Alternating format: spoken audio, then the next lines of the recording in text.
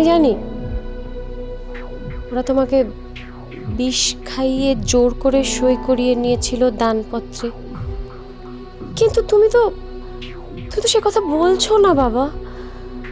কেন যে বলছো না? কিসের ভয়, কি কারণে, কাকে ভয়, সেটাই বুঝতে পারছি না। তুমি কাউকে না বলতে পারো, তুমি আমাকে অন্তত বলতে পারো বিশ্বাস করে। আমি তোমাকে কথা দিচ্ছি, রীতা পিসির ফ্যামিলি আমি এই বাড়ি থেকে তাড়িয়ে তবে ছাড়বো। তোমার সাহায্যের দরকার আমার নেই। আমি যখন এই ব্যাপারে কাউকে কিছু বলিনি, তখন তোমাকেও কিছু বলবো না। আমি বলছি তো বাবা, আমি সমস্ত ব্যাপারটা গোপন রাখবো। দেখো, তোমাকে যে বিষ খাইয়ে জোর করে দানপত্রে সই করানো হয়েছিল তার প্রমাণ আমার কাছে আছে। শুধু তুমি একবার মুখ খোলো, তুমি শুধু আমাকে বলো সুজিত বাবুকে তোমার কিসের ভয়, কেন ভয়, এটা শুধু তুমি আমাকে বলো। তারপর দেখো আমি কি করতে পারি। তোমার শখের এই চৌধুরী বাড়ি যদি আমি তোমার হাতে ফেরত দিতে না পারি, আমার নাম বিশাখা দত্ত নয়। আর চুপ করে থেকো না বাবা, তুমি আমাকে বলো। তুমি আমাকে আরো 100 বার অনুরোধ করলেও আমি তোমাকে কিছুই বলবো না। তার কারণ তোমাকে আমার চেনা হয়ে গিয়েছে। আমি জানি সুজিত আর রীতাকে তুমি কবজা করতে না পেরে এখন আমার দ্বারস্থ হয়েছে।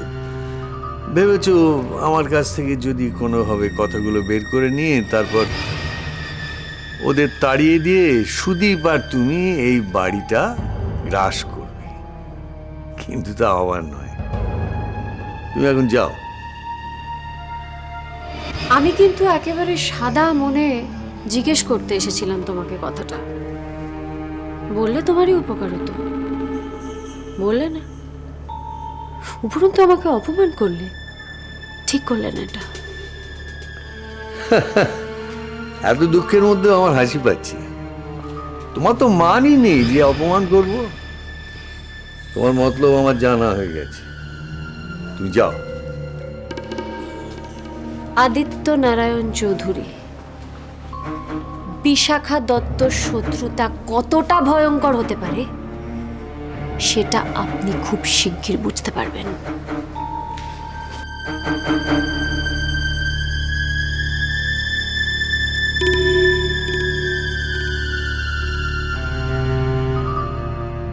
তোমরা একদম না টেনশন করো না। আমি যা ছক করেছি ওই ছকের ছক মিলিয়ে যদি চললে সব কিছু ঠিকঠাক হয়ে যাবে। দাদুর এত বছরের পুরনো বাড়ি, কোনোভাবে আমরা এত সহজে বিক্রি করতে দিতে পারি না। কি করবি তুই? কোর্টে যাবি? কিন্তু তার জন্য তো বাবার সব বলা দরকার। বাবা তো রাজি হচ্ছে না। বাবার এই চুপ করে থাকাটা না আমার অসহ্য লাগছে। আমরা সপরিবারে শেষ হয়ে গেলে তবেই বাবা মুখ খুলবেন। ওরা মা বলো না মা, আজকে তোমার দাদুর উপরে রাগ হচ্ছে তো? আমারও অনেক অভিমান হয়েছিল, আমি অনেক কথা ভেবেছিলাম জানো, কিন্তু পরে আমি বুঝলাম নিশ্চয় কোনো তো কারণ হবে যে দাদু মুখ খুলছে না। তাহলে এখন কি হবে রে পড়ি? কি আবার হবে, টেনশন করো না। বলছি না এ বাড়ি আমি সালা বেঁচে থাকতে বিক্রি হবে না। আমাকে এখন নতুন একটা ছক করতে হবে। কষে ফেলেছি, সুজিত এবং সুদীপের মধ্যে ঝগড়া লাগিয়ে দিতে হবে। দুজনে দুজনকে দেখলে করে চুলোচুলি করবে। এবার দুজনের চুলোচুলি আমরা দেখব এবং মাঝখান দিয়ে আমরা নিজেদের কাজ করব। এখন শুধু একটু অপেক্ষা করো, সুদীপ আর সুজিতে যে চুলোচুলি হবে তার এপিসোডগুলো আমি ভালো করে আগে সাজাই, আর সেগুলো তোমরা বসে দেখো। তোমাকে বারণ করা সত্ত্বেও তুমি বাড়ি বিক্রি করার জন্য লোক এনেছিলে। বেশ করেছি।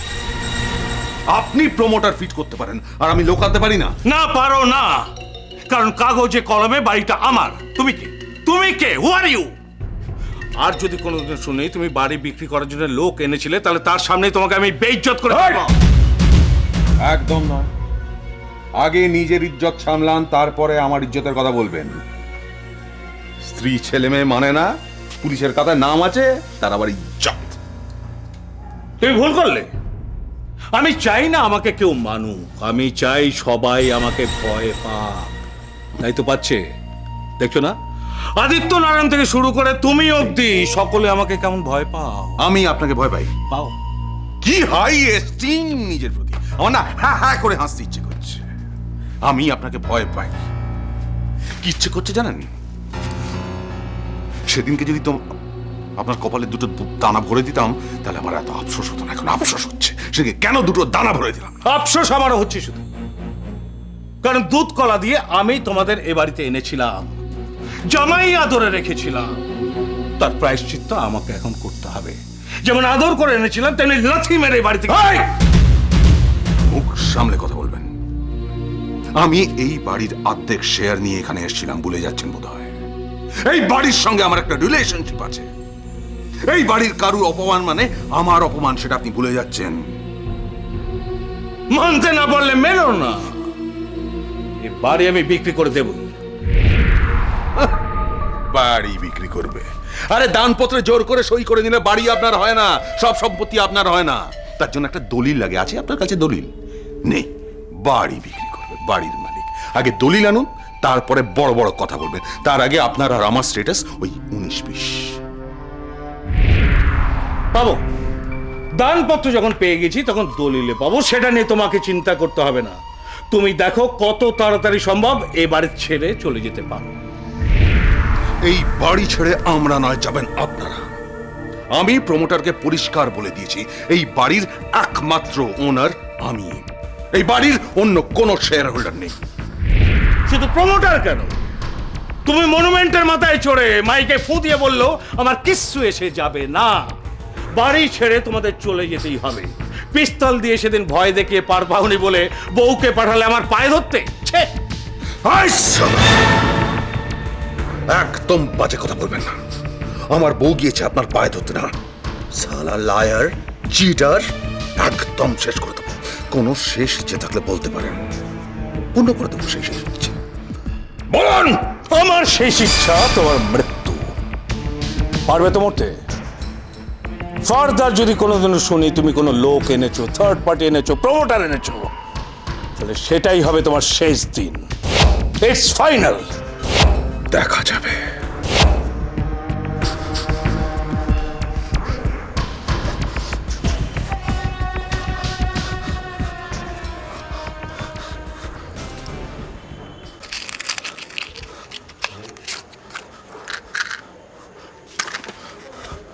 তুমি নেশা করবে না। পড়ি, তুমি আজকে কোনোভাবে যাবে না। তুমি আমায় বাধা দেবে না। পারবে। তুমি আমায় বাধা দেবে না। আমি তোমায় গলা টিপে মেরে ফেলে চলে যাবো। কিন্তু পড়ি, তুমি মারো, মারো আমায়। পড়ি ছাড়া আমায়। মারো, মেরে যাও তুমি। মার, মেরে তারপরে যাও। না, আমি যাবো। তুমি যাবে না। আমি যাবো। তুমি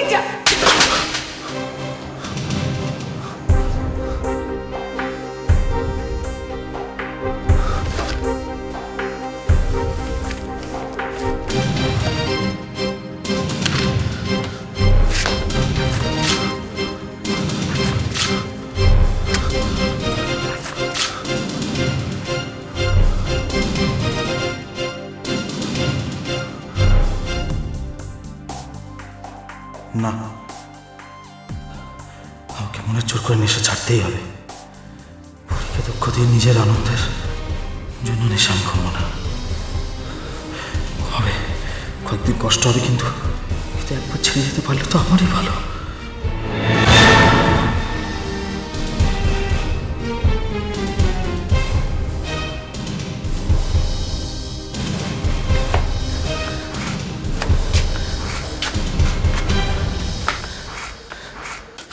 মন,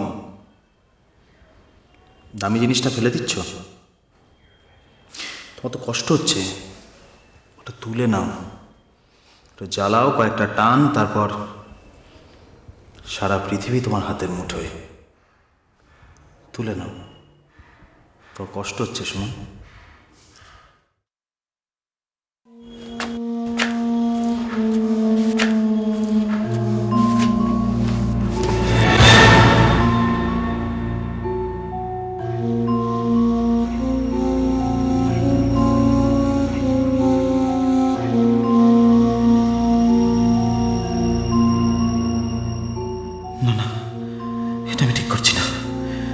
পরি জানতে পারলে দুঃখ পাবে। নেশা আমি আর করবো না, কোনোদিনও করবো না।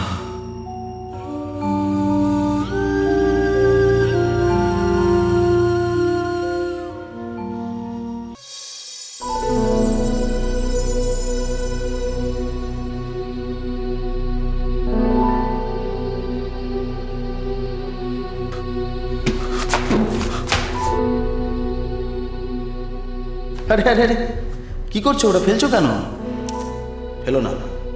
আরে পড়ি তো এখন নেই, তুলে কয়েকটা টান মারো, কাক পক্ষীতেও টের পাবে না। আজকের মতো মজাটা লুটে নাও। তুলে নাও, মেরে দাও।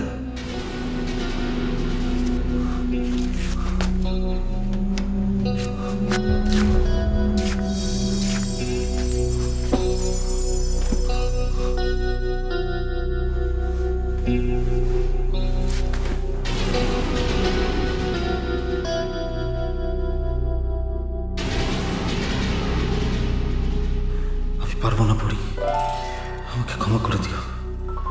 তোমার এত চেষ্টা, আমাকে এত বোঝানো, সব বন্ধ হয়ে গেল। আমি খারাপ পড়ি, আমি আর ভালো হতে পারবো না, কোনোদিনও ভালো হতে পারবো না।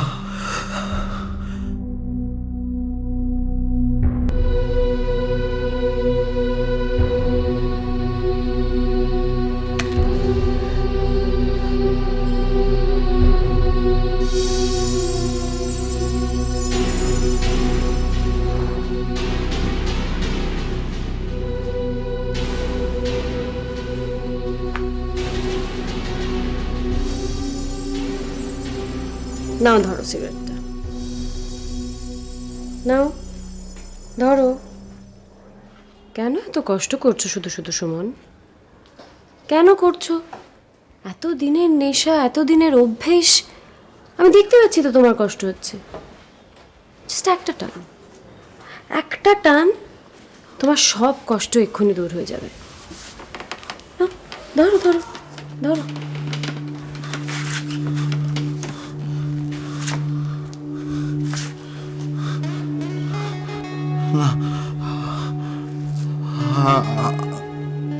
আমি আর নেশা করবো না, আমি পরীকে কথা দিয়েছি। দেখবে না, আমি আছি তো। আমি তোমাকে বলছি, তোমার এত কষ্ট আমার দেখতে ভালো লাগছে না সুমন। তুমি তুমি সিগারেটটা আর একটা দুটো টান নাও, দেখবে তোমার সব কষ্ট ঠিক হয়ে যাবে। আর পরি দেখতে পাবে না, ও তো নেই এখন এখানে। আমি আছি, আমি পাহারা দিচ্ছি। পরি এলে আমি তোমাকে সতর্ক করে দেবো। কিন্তু পরি যদি চলে আসে, মানে আমি ওকে কথা দিয়েছিলাম যে আমি আর নেশা করবো না, পরি আসবে না তো? আসলে কি হবে? পরি তোমার কে? কেন তুমি ওকে কষ্ট দেবার কথা ভাবছো? তুমি কি ভাবো ও খুব ভালো চায় তোমাদের? একদম ভুল। ও তোমাদের খারাপ চায়, ক্ষতি চায়। ও চায় তুমি এটা না খেতে পেরে কষ্ট পাও, কষ্ট পেতে পেতে শেষ হয়ে যাও। তোমাদের সবাইকেও শেষ করে দিতে চায়। আর আমার অবাক লাগছে যে তোমার মতন একজন বুদ্ধিমান ছেলে ওর ফাঁদে পা দিচ্ছ। পরীকে আমি কথা দিয়েছি তো, আমার কথার খেলাপ হবে। পরী খুব কষ্ট পাবে, আমি ওকে কষ্ট দিতে চাই না। ঠিক আছে, পরি যাতে না জানতে পারে সে দায়িত্ব আমার। তোমার নেশার সব জিনিস এখন থেকে আমি এনে দেবো তোমাকে। তোমাকে বাড়ির বাইরে পর্যন্ত যেতে হবে না। হ্যাঁ, শর্ত একটাই, তুমি এক্ষুনি এটা খাবে, খেয়ে সুস্থ হবে।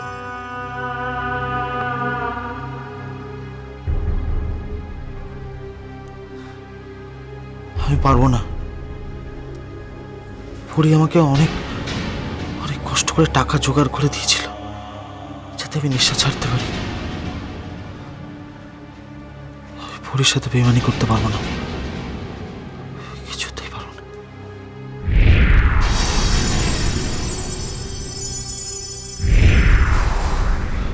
তুমি যাও এখান থেকে, তুমি আমার সামনে থেকে চলে যাও। আমি নেশা করব না, আমার যতই কষ্ট হোক, আমি যদি মরে যাই আমি তাও নেশা করব না। পরীকে কষ্ট দিতে পারবো না, আমি পরীকে কষ্ট দিতে পারবো না কিছুতেই। কোথায় পালাবে সুমন? আমি আছি তো। পরি যতই চেষ্টা করুক, ও তোমার নেশা ছাড়াতে পারবে না। নেশার যত রকম পসরা হয় সব তোমার সামনে আমি সাজিয়ে রেখে দেবো। দেখি, তারপর দেখি তুমি কি করে ছাড়তে পারো।